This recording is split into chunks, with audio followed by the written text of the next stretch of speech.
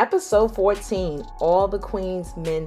This season is heating up, y'all. Okay, we got El Fuego, loyalty is tested. Rayshawn never made it to Alabama. D.A. Rods thinks she has an up on Madam. Things are heating up with Amp and your girl Don. Trouble and Champ up to no good as always. And we got a lot more to talk about on this episode tonight. It's Real Talk with Alva, Alon, again with the Hook Podcast TV, where all we talk about is filmmaking, bringing you those reviews and juicy commentary on my favorite shows and movies. I give you my thoughts, predictions, and I always love to hear your comments on the episodes and movies as well. Don't forget to hit that smash button and like and subscribe to hang out with me each and every week. Let's get into it. We left off last week with El Fuego's car blowing up. Now, we talked about the different predictions of who we think is behind this explosion. We mentioned that it could be the DA. We also said that it could be El Fuego's ex-girlfriend's family behind this. And these are some of the actual thoughts that Fuego mentioned in this episode. So we're on track and we got to keep watching to see how this turns out. Now, El Fuego is really going through it, y'all. I mean, I think anyone would be, honestly. Now, Madam thinks that Concierge is behind the hacking of El Fuego's computer, but we're not sure just yet. It's just a hunch. And also in this scene, we see Babyface. Now, he walks up and he says, "I'm glad I didn't park near you."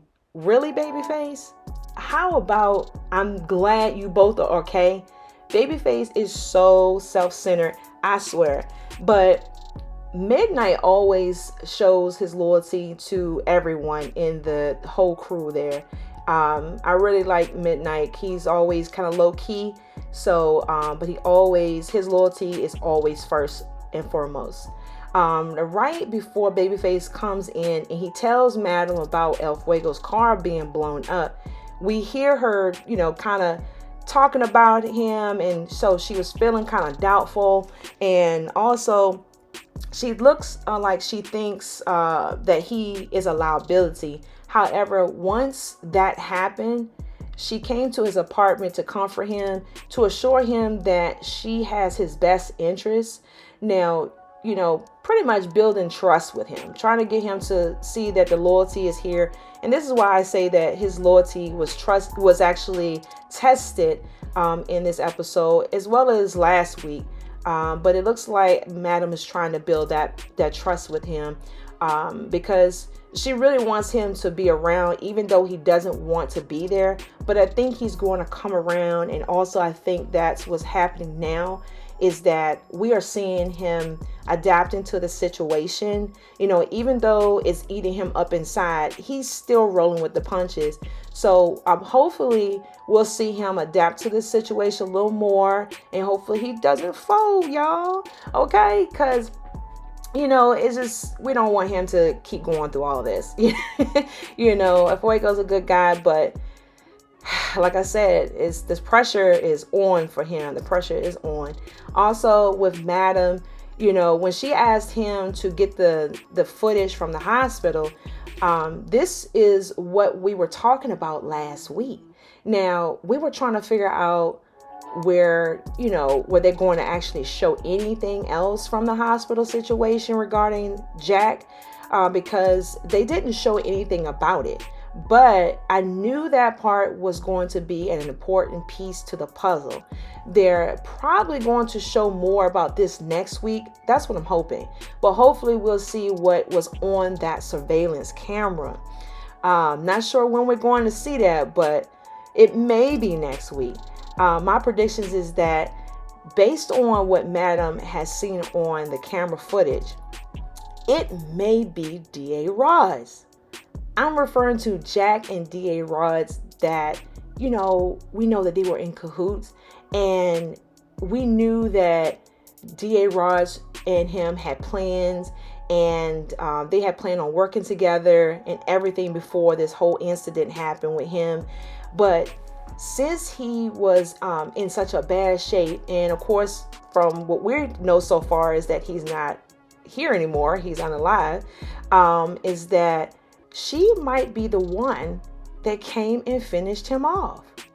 Or the surveillance may have captured Jack still being alive and DA Rod's helping him out of the hospital. Either way, Madam got the deets, and I'm pretty sure that she will use this evidence at her convenience. The reason why I say this, y'all, is because Madam has an interaction with DA Rod's at the precincts. I know y'all remember that. And that's where she actually goes and bailed Rayshawn out. Now, Madam said to DA Rod, you may need to be looking for a new job. Now, I know some of y'all were thinking that maybe Rayshawn or Tandy came back and finished Jack off. The suspicion is still up in the air about Tandy though. But now I'm really thinking and looking at DA Rise, because she will be another person of interest that would benefit from this situation. Again, I just think we're going to see on the camera DA Rise is going to be the last person that entered in and out of the hospital. Now let's think about it, y'all. She is leading the case, which means that she could enter that hospital with no problems at any time without any questions. I was also thinking, like, when Madam told Blue she needed to get the details on DA Rods was a clue, and she could have more ammunition that would take her down. What you guys think? Y'all tell me in the comments what y'all think about that. You think I'm on track, y'all, or what? Tell me what you think. Put it in the comments. Now, moving on here now, it looks like, of course, as we see in the episode, that the writers did bring Rayshawn back. That didn't take long. Doesn't look like he made it to Alabama. So they arrested him for the murder of Tandy's husband, Jack. Now, I'm glad actually that he contacted Trouble. I know, y'all, I know, but Trouble, you're like, what are you talking about? Glad he actually contacted Trouble. Well, what better person to go tell Madam? You know, because she tells everything, and Trouble has no problem with doing it. And she wasn't trying to help him out anyway. So because, you know, she always finds herself in the middle of something. And besides, that is at least that she could do for Rayshawn. You know what I'm saying? Now, I do feel sorry for Rayshawn for what he has been through. This guy has been through a lot. And Madam was able to go and get him out of there, of jail, but especially after she's seen the footage on the camera. Because if you notice how quickly that happened, right? As soon as she found out, she was like, I'm on it. She literally was like, I'm gonna go. She didn't say she was gonna go get him out of jail, but we kind of knew that's what she was gonna do. And the reason why I think that is because she knows that Rayshawn didn't murder him. She knew that it was an altercation, yeah, but come on now. She hurried up and got him out of there because she just knew that he didn't deserve to be in there, because she knows who really probably did it. Now, the only 3 people that would have seen that footage by now is El Fuego, Tommy, and Madam. Another reason why I'm thinking it is DA Rods is because taking Tandy out so soon and not allowing her to be elected as mayor, maybe push it in a little, because we still need her to be able to help Madam with her plans that she has in store for the city, and how she's going to use, you know, she's pretty much going to use her to get what she want done. And again, I could be wrong. It may not be DA Rods. We don't know, but we're going to find out. Those are just some details that I picked up that make me think otherwise. Okay, so now Amp and Dime, let's get to these two. Amp almost sealed the deal, y'all, tonight. So I got to give it to him. This guy, he be trying his best to get back into Dime's good graces to win her heart back. He was pouring his heart out, child. I was like, okay. But he did seem sincere, you know. What y'all think? Y'all think he's sincere? Y'all think he getting himself on track? I hope so, for his sake. Because he was out of whack. Okay?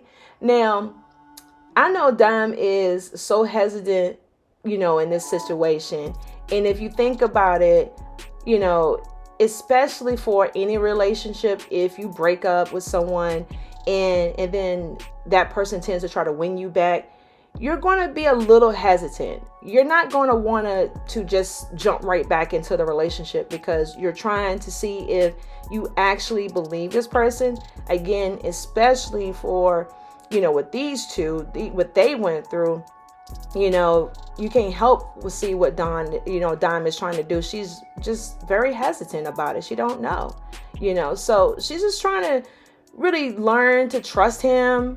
And he has to continue to stay consistent with the progress that he has made so far, that, you know, that way that gives him the opportunity to earn that trust back, you know. And it seems like he do understand that, and he's taking it slow and, you know, taking his time with everything. And I think that really, you know, it's good for him to acknowledge that, you know, right now where they're at and where she stands, you know, because sometimes breakups can make people be very cold-hearted or hard, you know, so to speak.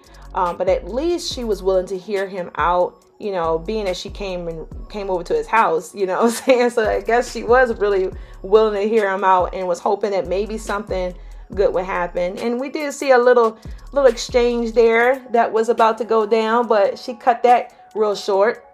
And of course, you could tell in the scene that she really hopes that he actually has changed, you know, like she hopes he did, because she's a good person too, you know. She's just like, I really hope he changed. But, you know, she's still got her guard up and it's hard for her to put it down. You know, I can say one thing about this scene. You know, it had great chemistry between these two. It was definitely believable and realistic, very compelling and captivating. And I really liked it. I really thought it was a great scene to watch. I felt like, you know, it gave great emotion. It's still not sure if Dime is going to, you know, how, you know, being hesitant because she doesn't know exactly what she wants, whether she wants to be with Aunt, maybe Big D, or maybe she just doesn't want to be in a relationship right now at the time, you know, with anyone. So I guess we'll find out what her reasonings is a little more. She hopes she'll be a little bit more clear about what she really wants later on in the season. And of course, you know, we can't have Aunt just say, oh yeah, I want you back and I love you, and she's gonna run in his arms and they're gonna live happily after. You know, it's just not gonna happen. It's just not gonna happen. We gotta have conflict. It's gotta keep it going. Can't be that easy. It's gonna be a little bit a conflict keep going on. So we just gotta keep watching and see how these two turn out. Now, Trouble and Champ again, Lord have mercy. These two are just oblivious of what they are about to get themselves into. Like, I think that the trap house that they are aiming to rob is going to be one of Madam's locations. And I mentioned that before in another episode, but some reason I think it is, because it just makes sense, because Madam, she owns so much real estate in Atlanta. And she has a lot of different trap houses to run her business. So any of those locations could be one of hers. And those two are just in for some trouble, like some real trouble. I don't know about you guys, but something is kind of off about Champ. Now, I know he is talking about doing some crazy stunt and dragging Trouble into it, but I feel like it's something else about him that doesn't sit well with me. And I started noticing that right after they got out of jail. I don't know about you guys, but do y'all have a funny feeling about Champ? I really do. It's something about it because I know they're giving him more storyline, and in it they keep putting more close-ups on him, and it's just a couple things that's setting out that's making it seems like he's really up to something. It's almost like he's a part of the takedown, but coming from a different angle. Like, is he with Carla, Madam's sister, someone else, or is this just him being dumb? Having a dumb idea. I may be looking into it too much, but it is something about him that just doesn't sit right with me, and he's taking trouble for the ride, and she is so gullible that she doesn't even see it. She don't even see it coming. She just, I don't know. The girl lives by her name, okay? Moving on to Detective Davis and Doc and their little rendezvous. Detective Davis made her way over to Doc's house. Now, this business arrangement between these two has been heating up for a while. And she knows she is addicted to Doc. She knows and need to stop playing, y'all. We know that. Okay, anyway, over at the precinct, Big D overhears Casanova and D.A. Rods talking about Tandy becoming mayor and how happy she was about, her plans that her and Jack had discussed and put in place, and, just confirms more and more that I feel like she has something to do with it. Now, she thinks that Tandy is going to side with her, and Madam, she thinks that Tandy is in her back pocket. So it's like a head toss right now. I feel like Tandy is trying to play both of them. The problem with playing with Madam is that she may end up right beside her husband. So I hope Tandy play her cards right, but that DA Rise definitely has something up her sleeve for sure. Like, pay close attention to her. She got something going on. Okay, so Concierge, now he's seen to be in Atlanta. That's what he's saying, as far as what he says in these text messages to Madam. But we still don't know for sure if it really is him or not. Anyone could be sending these texts to try to lure Madam in. And if it's not Concierge, it definitely gotta be Concierge's wife. People, we don't know who they are yet, but I'm pretty sure we will meet these new characters really soon. I don't know why Concierge thought that Madam was going to meet up at that address, or whoever it was on the other end thinking that she was. I think she kind of was thinking about it. She was kind of like intrigued about going. But then I guess when the next morning came, she decided not to go. And I'm glad she probably didn't, because we don't know what could have happened. But they're definitely not going to try to let Madam get away with the stuff that she did in a couple episodes with Concierge's wife, unless she can come back from that on a different level. But I'm hoping that Concierge does come back, because that's going to help the story move forward. And also I would love to see how he's going to interact with her and everybody else, and just seeing what else he got up his sleeve as well, and to see if he's going to continue to work with his wife's wife that actually passed away, to see if he's going to be working with her people, or is he going to be in between, like a dilemma between them and Madam. So I can't wait to see how that unfolds. Now, I know Babyface, little sneaky self, was going to go in there and come back and try to start something between Amp and Big D. I know y'all saw that too, right, y'all? This guy, he just wants something to go wrong so he can have less people to split the money with. And Babyface, he just get on my nerves. He just really get on my nerves.